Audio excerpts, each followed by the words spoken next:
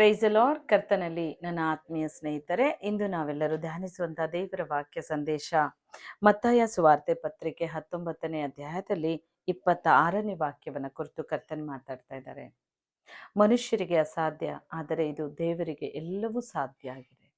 ಹೌದು ನನ್ನ ಸ್ನೇಹಿತರೆ, ಇಂದು ನಿಮ್ಮ ಕೈಲಾಗೋದೇ ಇಲ್ಲ ಎಂಬುದಾಗಿ ನೀವು ಅಂದರೆ ಸೋತು ಹೋಗಿ ನೀವು ಕೂತಿರ್ಬೋದು. ದೇವರೇ, ನನಗೆ ಏನೂ ಸಹಾಯ ಇಲ್ಲ ಎಂಬುದಾಗಿ ಕೂಡ ನೀವು ಅಳ್ತಾ ಇರ್ಬೋದು.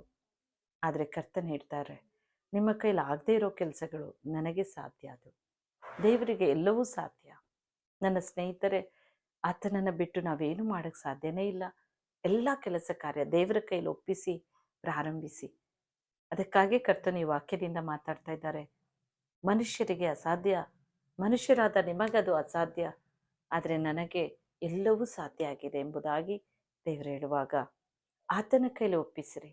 ನಿಮ್ಮ ಕೆಲಸ ಕಾರ್ಯ ಆಗಿರ್ಬೋದು, ನಿಮ್ಮ ವ್ಯಾಧಿಗಾಗಿ ಪ್ರಾರ್ಥಿಸ್ತಾ ಇರ್ಬೋದು, ನೀವು ನೊಂದು ಅನೇಕವಾದಂಥ ಆ ಒಂದು ಕೆಲಸ ಕಾರ್ಯ ಸೋಲನ್ನು ಅನುಭವಿಸುವಾಗ, ಆ ಸಾಲದ ಸಮಸ್ಯೆಯಲ್ಲಿ ಸಿಕ್ಕಿಕೊಂಡಾಗ ಅನೇಕ ವೇದನೆಯಲ್ಲಿ ನೀವು ಪರಿತಪಿಸ್ತಾ ಇರ್ಬೋದು, ಚಿಂತಿತರಾಗಿ ಕೂತಿರ್ಬೋದು.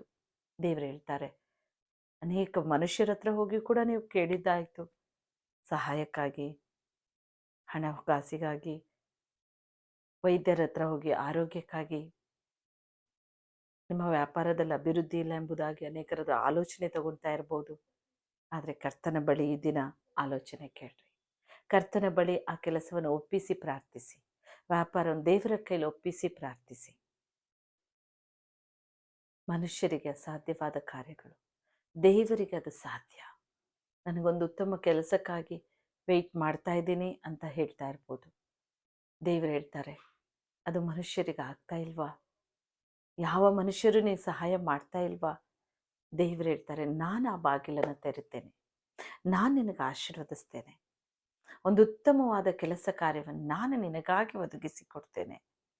ದೇವರಿಗೆ ಅದು ಸಾಧ್ಯ ಪ್ರಭು. ಕರ್ತನು ಅದನ್ನು ಅನುಗ್ರಹಿಸುವಾತನು. ವಿವಾಹಕ್ಕಾಗಿ, ಅಯ್ಯೋ ನನ್ನ ಕೆಲಸ ಕಾರ್ಯದನ್ನ ವಿವಾಹ ಕೆಲಸವೇ ಆ ಒಂದು ಕಾರ್ಯವೇ ನಡೀತಾ ಇಲ್ವೇ?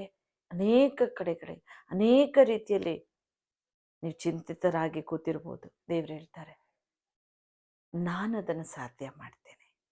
ಉತ್ತಮ ಮಗಳನ್ನು, ಉತ್ತಮ ವರನನ್ನು ಕರ್ತ ನಿಮಗೆ ಒದಗಿಸಿಕೊಟ್ಟು ಒಂದು ಉತ್ತಮ ಕುಟುಂಬ ಜೀವಿತವನ್ನು ದೇವರು ನಿಮ್ಮ ದಯಪಾಲಿಸ್ತಾ ಇದ್ದಾರೆ.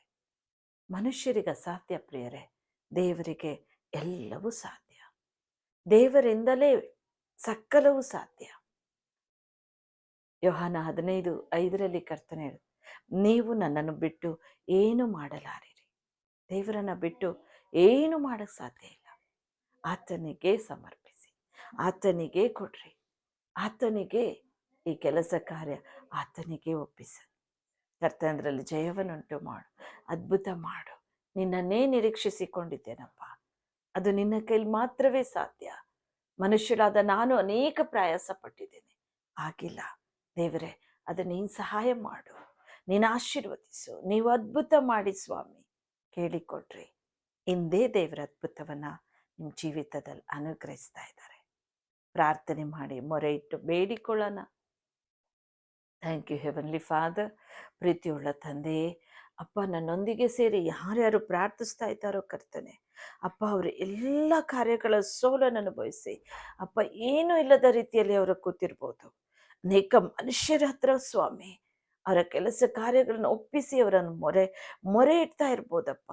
ಮನುಷ್ಯರನ್ನ ಸ್ವಾಮಿ, ಅನೇಕ ವ್ಯಕ್ತಿಗಳನ್ನು, ಅಧಿಕಾರಿಗಳನ್ನು ದೇವರೇ, ಇಂದು ಅವರನ್ನು ಆಶೀರ್ವದಿಸು, ಈಗಲೇ ಅವರನ್ನು ಆಶೀರ್ವದಿಸು. ಮನುಷ್ಯರಿಗೆ ಅಸಾಧ್ಯ ಅಪ್ಪ, ದೇವರೇ, ನಿನ್ನ ಕೈಲಿದು ಸಾಧ್ಯ ಕರ್ತನೆ, ಇದು ಸಾಧ್ಯ ಪ್ರಭುವೆ. ಅವರ ಕಾರ್ಯಗಳು ಸಫಲವಾಗಲಿ, ಯೇಸುವಿನ ನಾಮದಲ್ಲಿ ಇಂದೇ ಅದ್ಭುತ ಕಾಣಲಿ. ಅವರಿಗೆ ಉತ್ತಮ ಆರೋಗ್ಯ ಬರಲಿ ಯೇಸುವಿನ ನಾಮದಲ್ಲಿ. ತಂದೆ, ಸ್ವಸ್ಥ ಮಾಡು ಅಪ್ಪ, ಅವರನ್ನು ಆರೋಗ್ಯದಿಂದ ತುಂಬಿಸು ಯೇಸಯ್ಯ. ಯಾವ ದುಷ್ಟ ಶಕ್ತಿ ಪೀಡನೆ ಇದೆಯೋ ಅದು ಯೇಸುವಿನ ನಾಮದಲ್ಲಿ ಬಿಟ್ಟು ಹೋಗ್ಲಿ ಎಂದು ಆಜ್ಞೆ ಕೊಡ್ತೇನೆ. You touch and heal holy spirit, Jesus name. ಯೇಸುವಿನ ನಾಮದಲ್ಲಿ ಅದ್ಭುತ ನಡೆಯಲಿ ಪ್ರಭುವೆ. ಕರ್ತನೇ, ಅವರ ವಿವಾಹ ಕಾರ್ಯ ಶೀಘ್ರವಾಗಿ ನಡೆಯಲಿ. ಏನೇನು ಬೇಡುತ್ತಿದ್ದಾರೋ ಅಪ್ಪ, ಅದೆಲ್ಲವನ್ನ ದಯಪಾಲಿಸು.